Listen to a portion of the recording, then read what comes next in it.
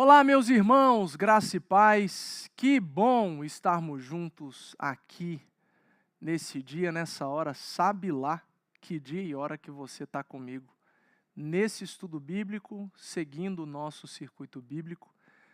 Nós vamos conversar hoje sobre a semana 12, um dos textos que eu sou muito gamado. Na verdade, eu gosto demais dessa semana do circuito bíblico, capítulo 5 de Marcos, que tem a história da menina que foi ressuscitada por Jesus, o toque daquela mulher, com fluxo de sangue, muita coisa boa nesse tempo de estudo.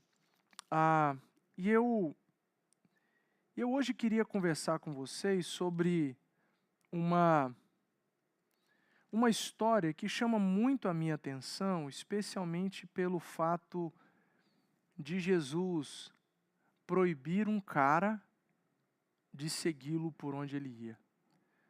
É interessante essa história porque Jesus era o cara que atraía seguidores e quando perguntavam para ele: o que eu faço para ser seu seguidor? Ele dava as orientações, aí a pessoa decidia. Esse caso aqui que eu vou compartilhar com vocês é o caso de alguém que pediu para seguir a Jesus e ele falou não.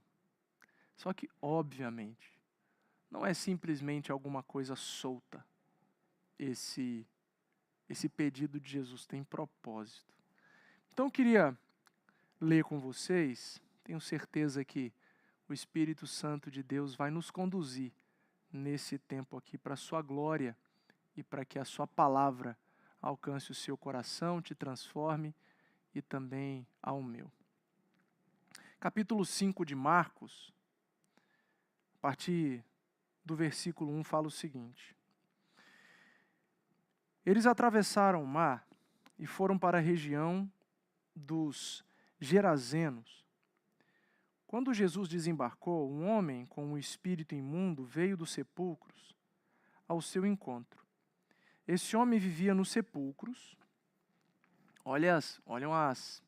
Repare bem as características da vida desse homem, as condições de vida desse homem. Versículo 3: Esse homem vivia nos sepulcros e ninguém conseguia prendê-lo, nem mesmo com correntes, pois muitas vezes lhes haviam sido acorrentados pés e mãos. Mas ele arrebentara as correntes e quebrara os ferros de seus pés. Tamanha a força. Ninguém era suficientemente forte para dominá-lo. Noite e dia, andava gritando e cortando-se com pedras entre os sepulcros, lá no cemitério e nas colinas. Quando ele viu Jesus de longe, correu e prostrou-se diante dele e gritou em alta voz: Que queres comigo, Jesus, Filho do Deus Altíssimo? Rogo-te por Deus que não me atormentes. Pois Jesus lhe tinha dito: saia deste homem, espírito imundo. Então Jesus lhe perguntou: qual é o seu nome? Meu nome é Legião, respondeu ele, porque somos muitos. E implorava Jesus com insistência que não os mandasse sair daquela região. Uma grande manada de porcos estava pastando numa colina próxima. Os demônios imploraram a Jesus: manda-nos para os porcos, para que entremos neles. Ele lhes deu permissão, e os espíritos imundos saíram e entraram nos porcos. A manada de cerca de 2.000 porcos atirou-se precipício abaixo, em direção ao mar, e nele se afogou. Os que cuidavam dos porcos fugiram e contaram esses fatos na cidade e nos campos. E o povo foi ver o que havia acontecido. Quando se aproximaram de Jesus, viram ali o homem, que fora possesso da legião de demônios, assentado, agora vestido e em perfeito juízo, e ficaram com medo. Os que estavam presentes contaram ao povo o que acontecera ao endemoniado. Lembram que já tinham contado o que tinha acontecido com os porcos. Aí agora passaram a contar o que aconteceu com o homem, que antes vivia nos sepulcros, se cortando nas colinas, gritando, tentavam amarrá-lo, mas ele rompia as correntes. Os que estavam presentes contaram ao povo, versículo 16, o que acontecera ao endemoniado, e falaram também sobre os porcos. Então o povo começou a suplicar a Jesus que saísse do território deles. Quando Jesus estava entrando no barco, o homem que estivera endemoniado suplicava-lhe que deixasse ir com ele. Versículo 19, Jesus não o permitiu, mas disse: vá para casa, para a sua família, e anuncie-lhes quanto o Senhor fez por você, e como teve misericórdia de você. Então aquele homem se foi e começou a anunciar em Decápolis o quanto Jesus tinha feito por ele. Todos ficavam admirados. Amém? Final de ano é sempre um tempo de bastante reflexão para muita gente. Nas festas de fim de ano, das nossas células, festa de fim de ano do trabalho, as confraternizações, os amigos tantos, aquele monte de comida, as mesas colocadas. É um tempo onde há muita reflexão sobre o ano que passou. Porque passa-se então a pensar, projetar, imaginar, calcular o próximo ano, o que vai fazer no próximo ano.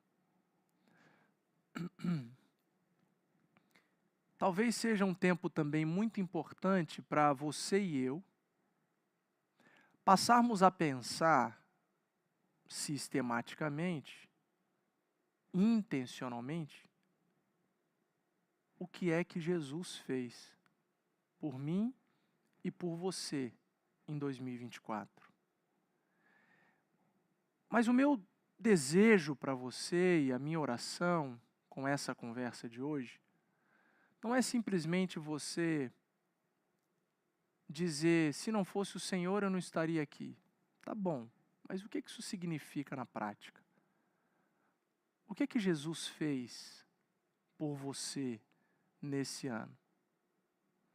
O que aconteceu de fato na sua vida que você tem absoluta certeza que foi o Senhor Jesus quem fez? Meu desafio para você, se você quiser pausar o vídeo, se você quiser agora, você pode tomar o seu tempo. E você pode fazer uma lista. Faça mesmo uma lista, seja no seu celular, seja numa folha de papel. Mas comece a escrever. 2024, Deus fez. 2 pontos. 1, 2, 3. E começa a fazer a sua lista. Deus fez isso. Deus me deu um filho. Deus libertou meu filho. Deus me curou da enfermidade. Deus me tirou da depressão. Deus me encontrou. Jesus me encontrou. Eu estava perdido e esse ano eu fui encontrado.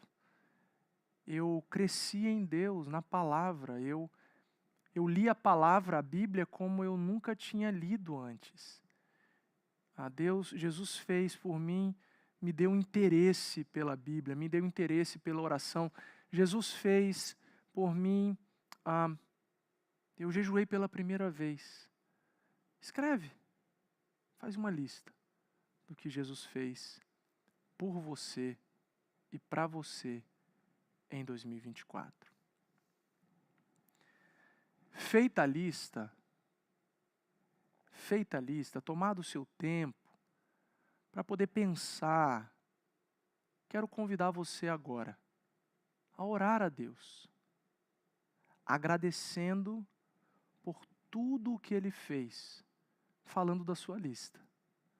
Senhor Jesus, obrigado por essa cura. Obrigado por trazer meu filho.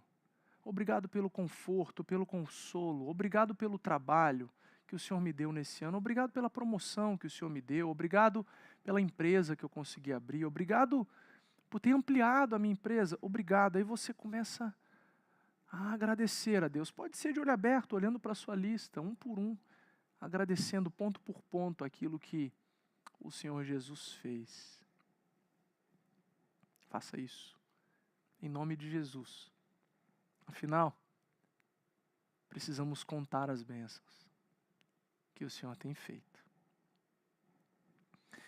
Depois da sua oração, eu quero te dar agora um terceiro desafio. Esse desafio é bem prático também. Eu quero convidar você a contar às pessoas tudo o que Deus tem feito na sua vida, tudo o que Deus fez, tudo o que Jesus fez na sua vida em 2024. Tudo o que você tem certeza que teve a mão dele. E, obviamente, nem tudo que aconteceu em 2024 foram coisas boas. Claro que não.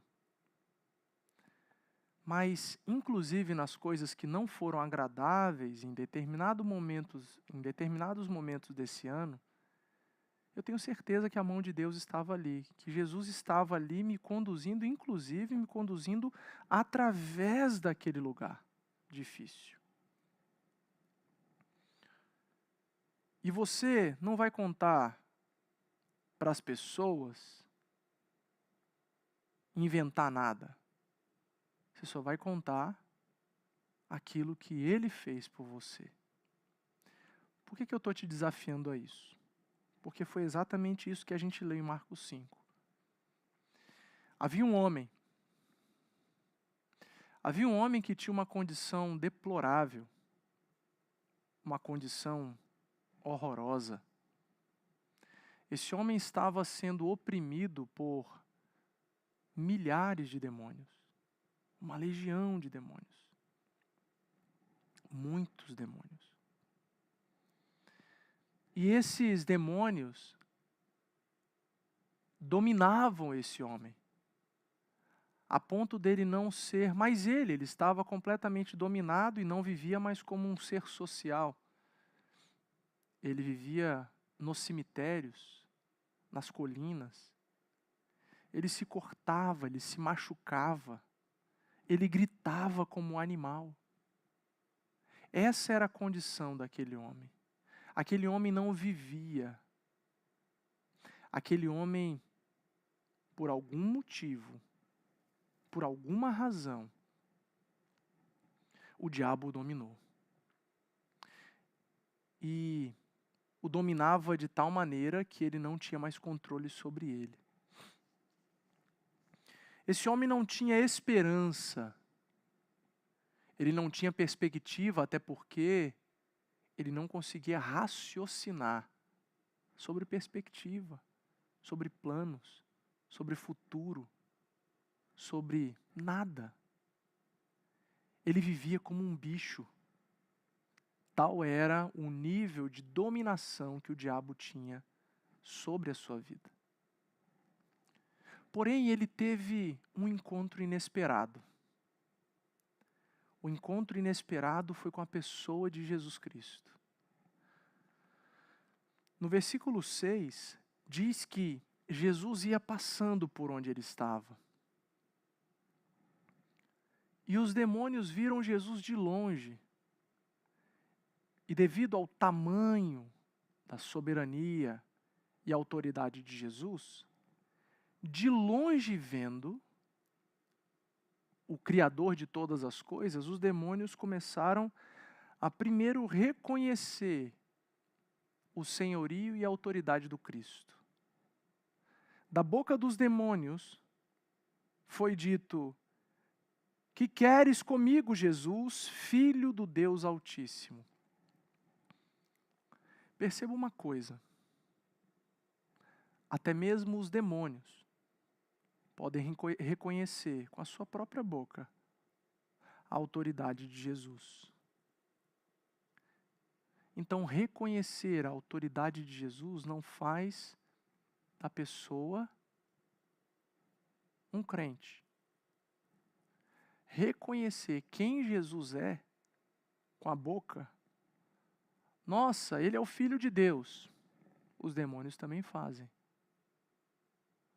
O que precisa acontecer para diferenciar um crente do não crente é a sujeição a essa autoridade, livremente, espontaneamente, coisas que os demônios não fazem.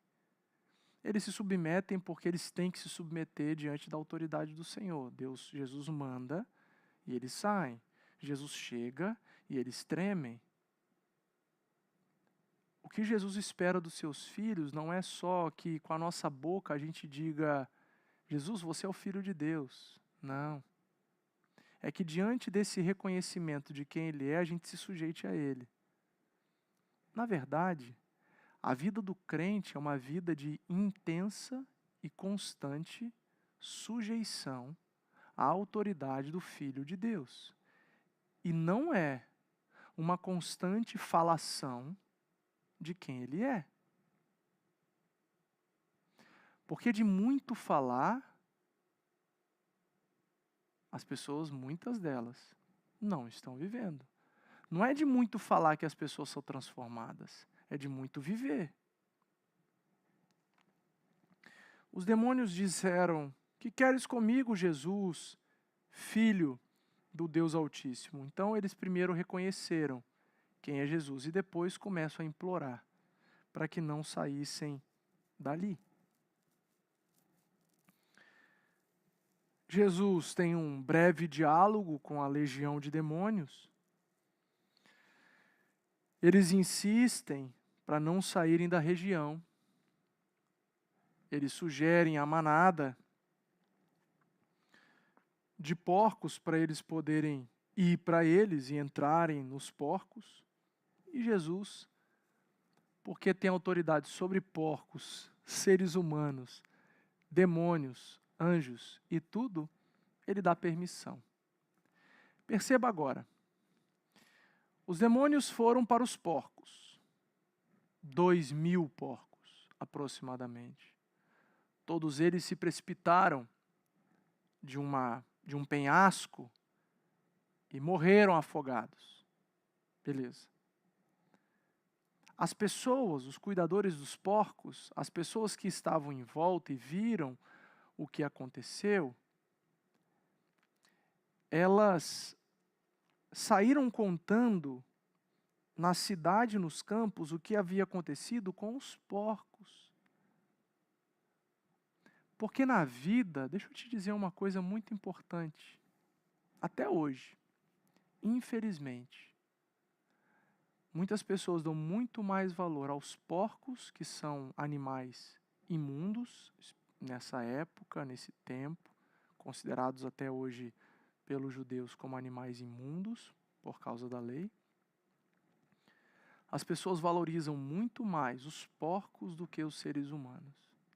Ninguém celebrou a nova vida daquele homem antes acorrentado, animal gritando, vivendo nos cemitérios, nas colinas.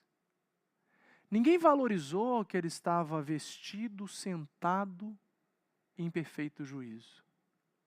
Mas as pessoas estavam com medo de Jesus por causa do prejuízo financeiro que elas tiveram. As pessoas valorizam muito mais os pets do que gente. As pessoas estão gastando centenas de milhares de dólares com pets, enquanto centenas de milhares de pessoas passam fome. Famílias gastam muito dinheiro com os seus pets, e eu não estou condenando o pet, não. Eu só estou fazendo você pensar sobre prioridade, sobre cuidado, justiça, sobre empatia com a miséria, pobreza alheia. Gasta-se demais com isso. E gasta-se muito pouco na assistência àqueles que precisam. Facilmente gastamos $1.000 numa caminha nova para o cachorro, num pacote de ração, numa vacina, numa limpeza de dente. Mas não damos $100 para o homeless que está na rua. Temos dificuldade de dar $20 para as pessoas que se prostituem nas ruas, para as pessoas que estão se drogando, pedindo ajuda no sinal. Ah, mas eles estão gastando dinheiro com coisas impróprias. É verdade, pode até ser, eu não dou e fico vendo com que ele gasta o dinheiro, mas o cachorro gasta com o que mesmo? Qual é o retorno que o cachorro dá? Ou o gato, ou o passarinho, ou o peixe. Eu tinha aquário, né? Você entendeu? Até hoje me parece que as pessoas estão valorizando muito mais os porcos do que as pessoas que estão sofrendo. Muitas delas com legiões de demônios, inclusive. Oprimidas pelo diabo que já as domina de tal maneira que elas estão fora do seu próprio juízo. Tanto que as pessoas ficaram chocadas e assustadas com o que Jesus fez, que mandaram Jesus embora da região delas. Se elas tivessem gostado do que Jesus fez em favor daquele homem que antes era endemoniado e agora estava liberto, se elas tivessem gostado e se tivessem ficado felizes com o que Jesus fez, por que eles expulsariam Jesus de lá? Mandaram Jesus embora por causa do prejuízo financeiro.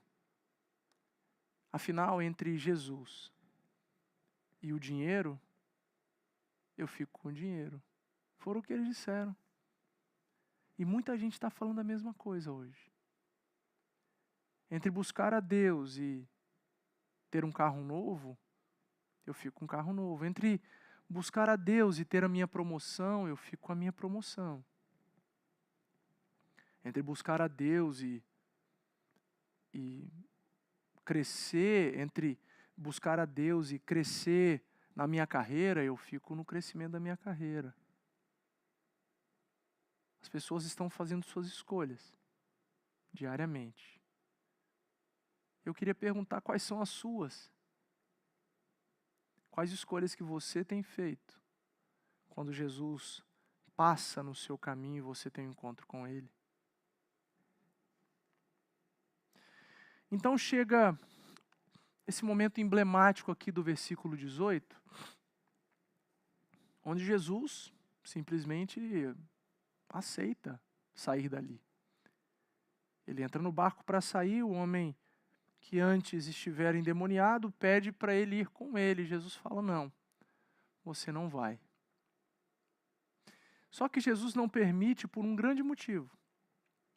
Jesus sabia o que aconteceria. Jesus olhava para aquele homem e sabia que aquele homem estava brilhando. E que ao contar das coisas que ele tinha passado e o que Jesus fez, muitas pessoas seriam transformadas pelo milagre do testemunho.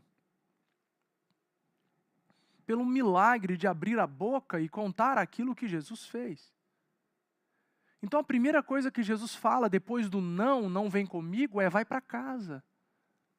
Irmãos, aquilo que Jesus está fazendo na sua vida, ou fez em 2024, você precisa contar na sua casa. Tem pais que não falam para os seus filhos aquilo que Jesus fez. Tem mães que não falam para os seus filhos aquilo que Jesus fez. Tem marido que não conta para sua esposa aquilo que Jesus fez e está fazendo. Por orgulho, besta. Tem esposas que não falam, não compartilham com seus maridos aquilo que Jesus fez. Meu Deus, vai para casa.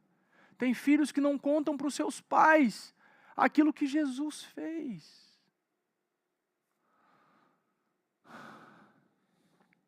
Vai para casa. Vai para sua família. E conte o quanto Jesus fez por você e como teve misericórdia de você.